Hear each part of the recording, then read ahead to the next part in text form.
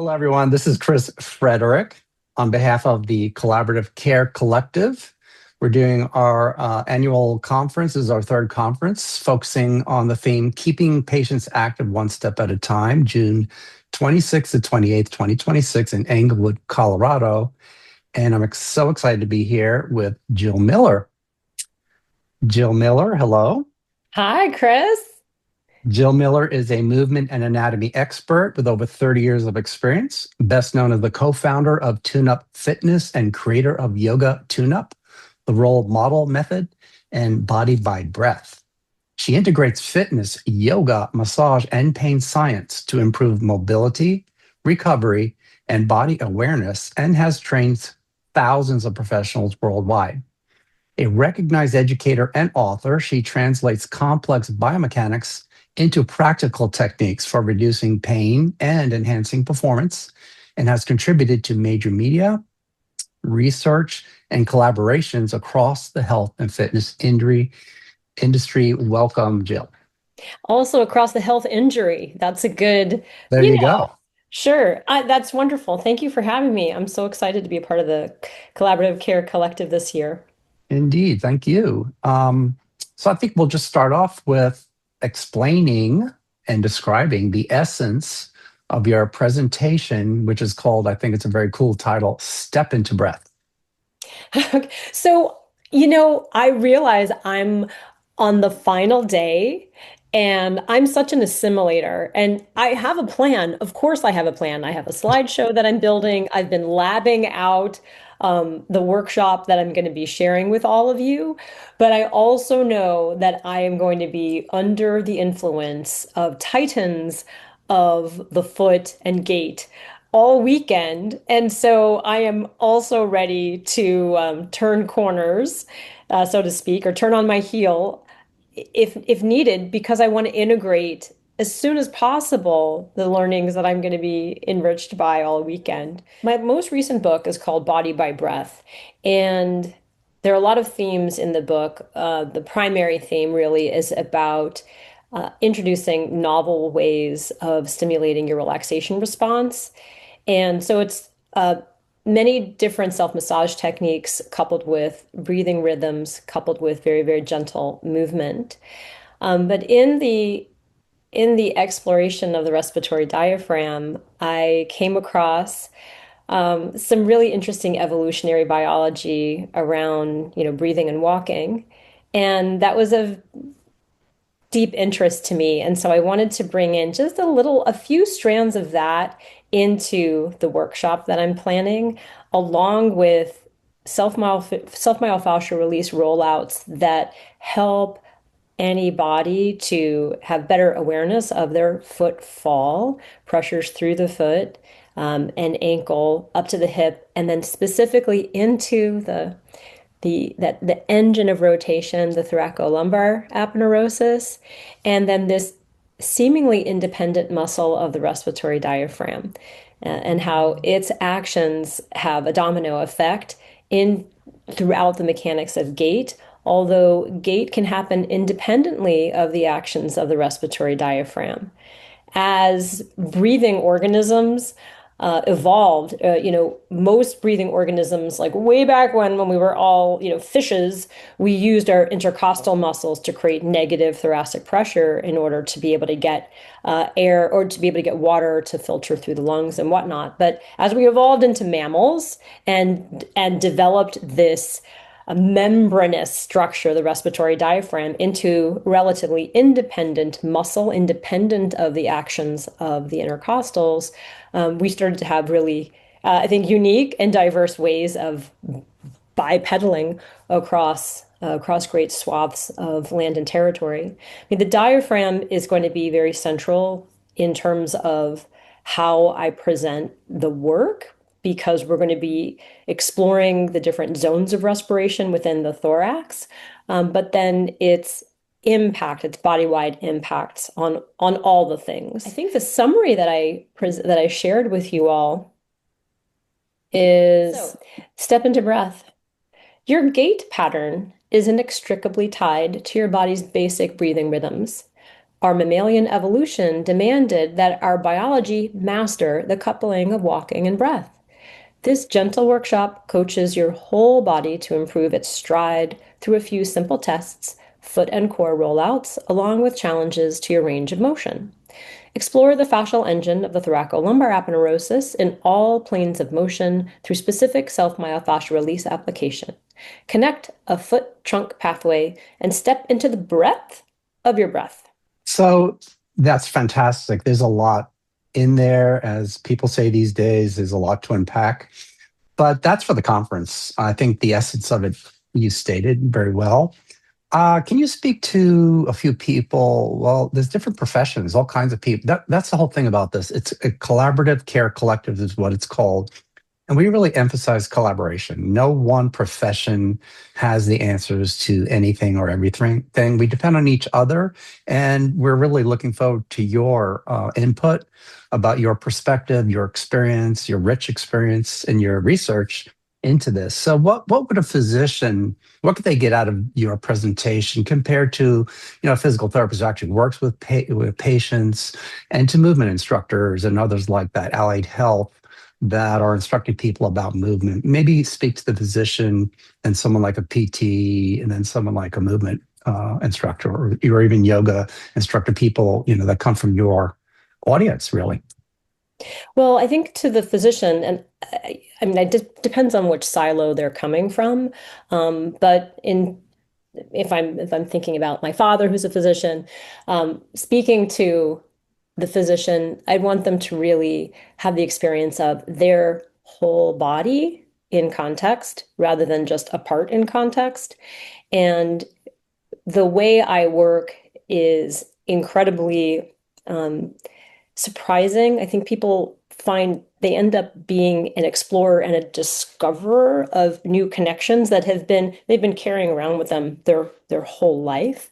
And that experience, I think, it can only be had, it can't be described. So that would be one, is that I think any clinician, or any physician rather, that is focused on just one body part, like say they're a surgeon that focuses on lumbar disc herniations, if they attend this session, I think they'll really feel the reach of their interrelated fascial body, breath body, foot to face body. They'll literally feel it. So a lot of the work I do highlights proprioception and interoception by the application of the tools and by these really, really subtle, gentle movements, painless movements that bring a remarkable amount of somatic awareness. And I Well, think that sense of wonder that they'll have when they get up and take a walk when we do our retests will be quite stunning to them. I'm pretty convinced because I know doctors walk on very hard surfaces in hospitals in not the nicest shoes. for them to self-assess before and after the experience you're going to give them, I think that's an amazing, undeniable education, because they experienced it, and then they would think of their patients, hopefully, after that, right? So the next people are people like me, physical therapists. Obviously we work directly with patients, and sometimes we're working we are, a lot of us, not me, are working in the system. I come from the system, but got out. And so people are interested. Physical therapists are very interested in this. Yeah. What would you say to them that's a little different, maybe? I mean, I think, yes, they're going to get foot to face proprioception. I love that. Everyone's going to get that. So let's start with that. And then PTs, speak to them and their patients. What can they get out of this? What would they like to learn? So for the PT, what they're going to take away is applications. They're going to take away a few incredibly simple, almost like, why didn't I think of that? I mean, a lot of the stuff that I ideate, I can't believe I didn't think of it until this moment. Really, desperation and pain ends up fostering incredible innovation, both in my own personal life and then the clients that I see in my space. So the ability, the challenge of, and I know every PT struggles with this, and I'm not barred by parameters of some of the constraints that I think many PTs are because I don't work in an insurance model. And so I get to lean into research, collaborations with researchers, collaborations with applicators, and then I really work in an experiential lab in classrooms, in large groups, as well as one-on-one. And so these experiments have been tested again and again and again, not written in the analogs of science, but the proof in the pudding has been, of course, case reports and testimonials. So I think the takeaways for PTs are going to be some very, very simple basic tools, basic positions that have a stunning before and after for their clients. Again, in body awareness, pain reduction, improvements of mobility, and these things I see happen time and time again.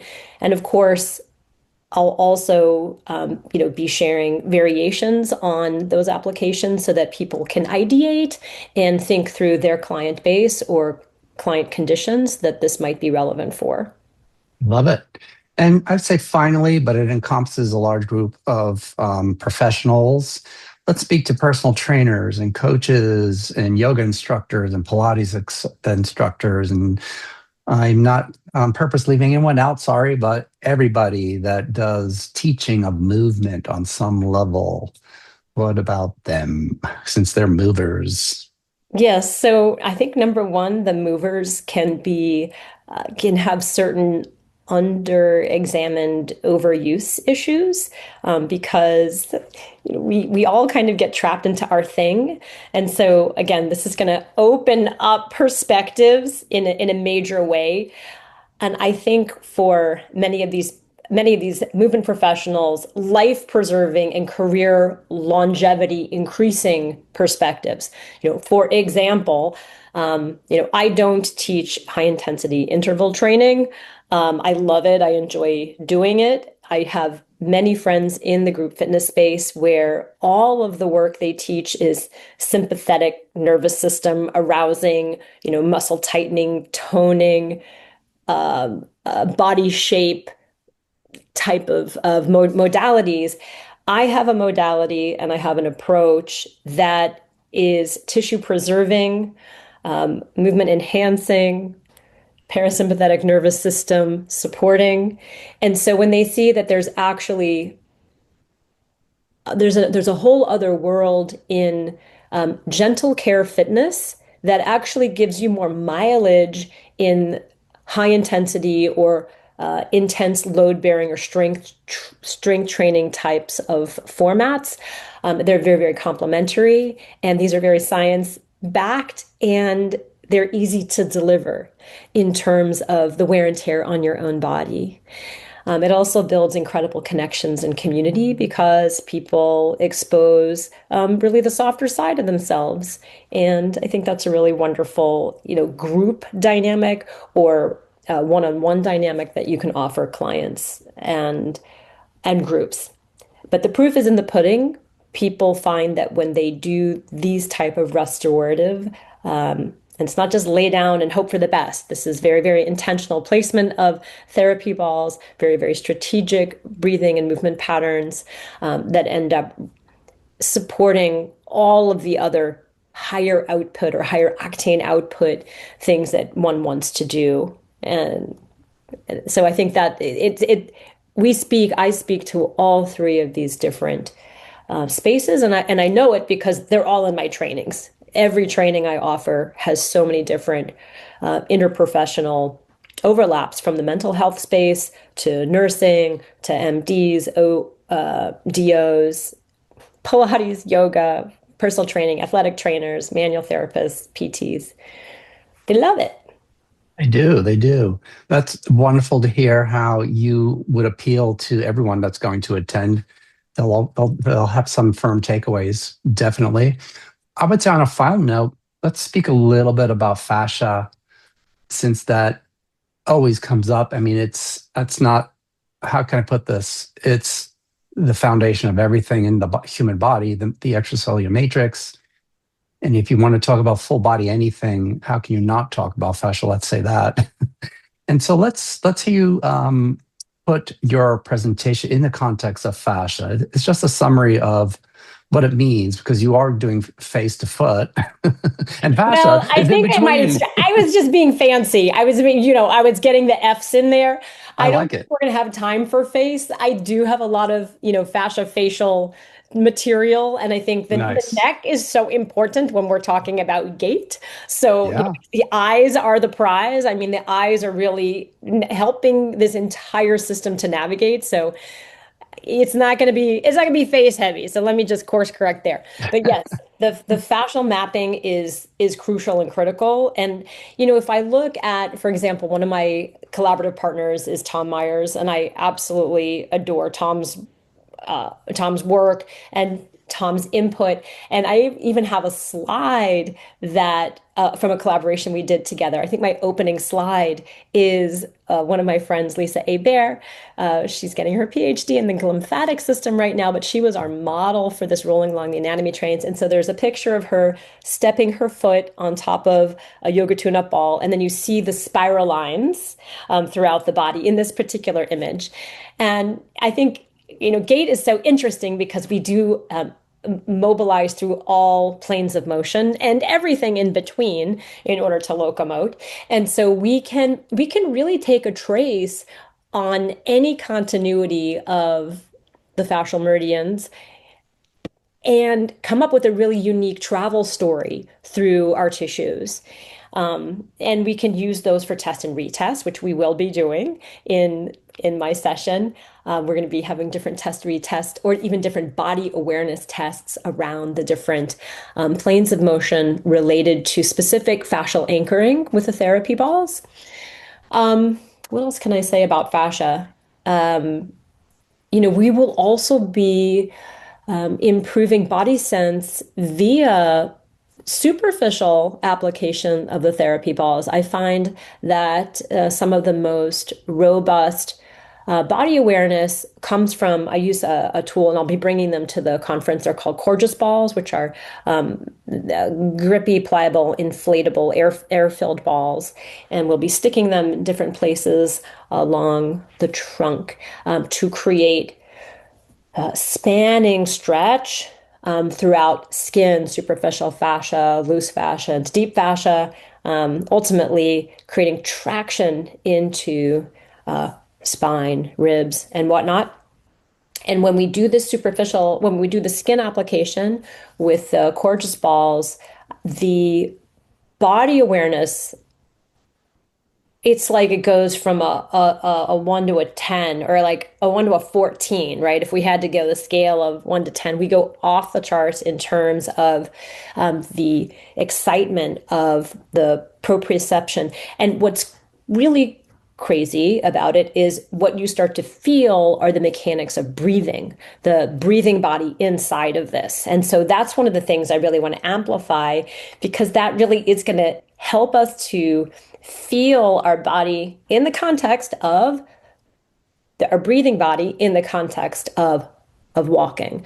So it's very our diaphragm is really it's devoid of proprioceptors. You have like 7 muscle spindles, but they're all located in the crura. And so the only way for us to really know where is our diaphragm in inner space, like if I just say to you right now, Chris, where's your diaphragm? You're like, I'm not sure. I don't know. I mean, I know I'm inhaling, I know I'm exhaling, but I can't tell you how many centimeters it's descended or how many millimeters. But I can ask you, put your attention in your left elbow right now and tell me the degree of bend. You're there. You're like, yeah, it's whatever, 52 degrees or something. You can get it pretty accurate, but the diaphragm doesn't give us that type of feedback. So the actions, the movements, and the rollouts we're going to be doing, what they're going to be doing is highlighting the fascial relationships of this respiratory diaphragm to all the things it's directly connected to and the indirect connections, which takes us into the fascial anatomy trains or the meridians or whatever you want to call them. So I'm really excited to bring that all into a vivid embodied experience for people. And there'll be a few slides, but the best show is going to be inside your body. Jill Miller, thank you so much. I'm excited to attend your presentation. I think I'm right after you, so I can attend it. Again, we're from the Collaborative Care Collective, Keeping Patients Active One Step at a Time, June 26th through 28th, 2026. It's collaborativekarecollective.com. So go check it out and register, because we're having physicians, physical therapists, occupational therapists, all kinds of therapists, all kinds of allied health professionals, all kinds of movement professionals, because it's a collaborative effort centered around getting the patient and the clients better. Thank you again, Jill. We'll see you then.